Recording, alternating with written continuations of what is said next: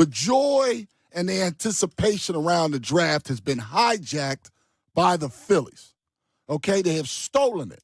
They have hijacked it with their terrible play against the Mets. They've now lost, 9 of 14, 4 in a row.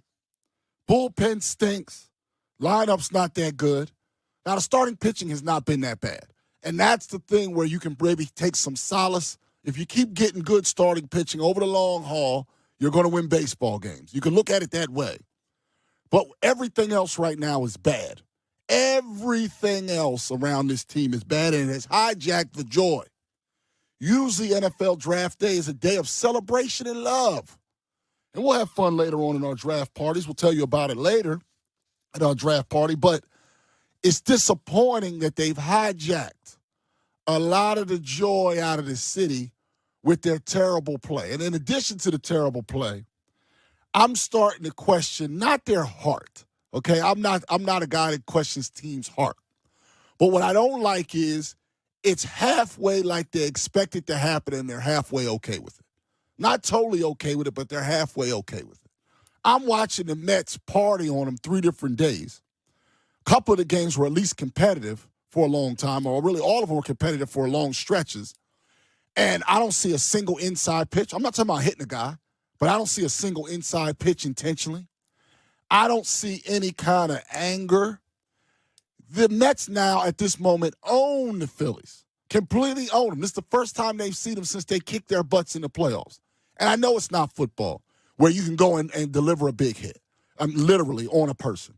I know it's not basketball, where you might give a good, hard, clean foul, or you might have a fight, even though I don't still understand how that's in the sport, in hockey. I understand it's different in baseball.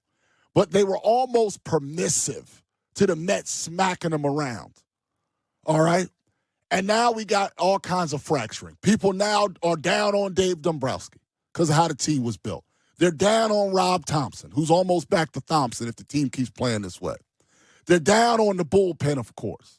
They're down on the lineup, all right? They're talking about the lack of leadership. All of this has happened now in the backdrop of when we should be talking about the draft. It has happened because they've allowed it to happen. Or if you think the roster's too same, well, that's Dave Dombrowski allowing that to happen, or the ownership making it. If you think Rob Thompson is too status quo, that's because he's allowed himself to be too status quo. At some point, Jordan Romano needs to pitch like he has a brain. Same thing with Kerkering. If an 0-2 pitch gets hit hard and it's in the zone, it's the pitcher's fault 100% of the time. And the last couple of days, Kerkering and Romano, in addition to their arms failing them, their brains failed them. This lineup right now, who's very high paid, apparently can't buy a big hit.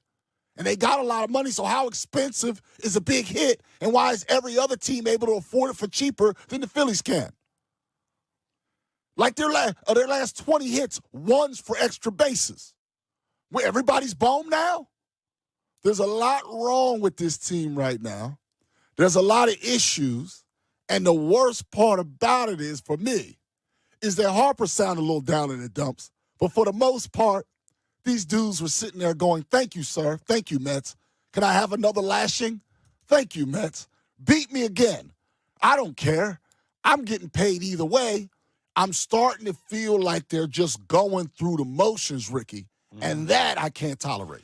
I don't like it either. I don't like the way this team is really shaping up. I don't like what's happening. I don't like the excuses. I don't like anything that's really coming out right now. What you have to do is somehow get your team together. Hopefully, just go out and get hammered. I hope they went out and got hammered in Chicago last night when they got in. Mm-hmm. Team party. Everybody go out. Just have a good time. Maybe they come together as a team, because I'll tell you what. If I was a pitcher on that team, a relief pitcher on that team, and I saw 1, 2, 3, 4 times Trey Turner almost get hit, and I'm talking up and in almost hit, and I see Alec Boehm getting thrown at almost every single at-bat, so he's not diving out over the middle, that would kind of click something in my mind that I got to help my teammates out. I have to do something for my teammates where they can start diving out over the plate again. I'm not taking anything away from the Mets. They played better than the Phillies for the 3 games. They're a better team right now. The Mets are a better team right now than the Philadelphia Phillies. But the way you got to get out of this thing is that you have to play together as a team. These singles hits, they're cute and everything. They get you on base. But what they do is it makes the runners in scoring position look like garbage because you're not getting any big hits. And what is this team built to do? They're built to hit the ball out of the ballpark. They are not hitting the ball out of the ballpark. Seems to be a big problem for the Phillies right now. It doesn't seem to be as bad when they get at Citizens Bank Park, but they go away. It doesn't seem like anybody can hit the ball out of the ballpark, and that's what they live on. This is a team that's kind of run the rails, and all of a sudden what they were doing isn't working anymore. And you think about this for a second because there's been a lot of talk about this. You take Bryce Harper, for example. A lot of breaking pitches he's getting now. I think it's 67% of the pitches that he sees now are breaking pitches. And he's chasing them. Chasing. They're trying to keep him in the ballpark. They figured something out. The Mets definitely figured something out because he did really no damage at Citi Field. You need guys to start doing some damage, some big damage. And these guys are getting paid enough to be able to do that damage. This was kind of a disgraceful weekend. You go into Citi Field, you get wiped out of there. And then the end of the game, I thought yesterday was almost predictable. You knew scoring one run in the extra innings is fine. Okay, I get it. You know what? Guys on second base, you can understand that. But to give up that hit to Pete Alonso in extra innings last night was unacceptable in the fact that if you're a pitcher and not just throwing the ball, you saw him swing at pitches that were a foot and a half off the plate all game long. And what do? You throw an 0-2 pitch on the plate. Why? Just why? It doesn't make sense to me. Think about what you're doing out on the mound. And then if you make a mistake because it's a physical mistake, I get it. Yep.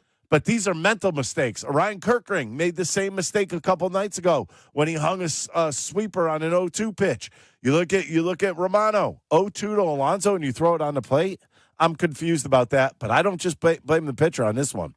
That goes pitcher, JT, and into the dugout to Caleb Cotham. 610-632-0975. Word of the day today on this Therapy Thursday and NFL Draft Day is hijacked because the joy's been stolen. It really has. It's been stolen. So we'll talk about that. We'll get to draft. We're going to go over about every mock draft in America during this show today.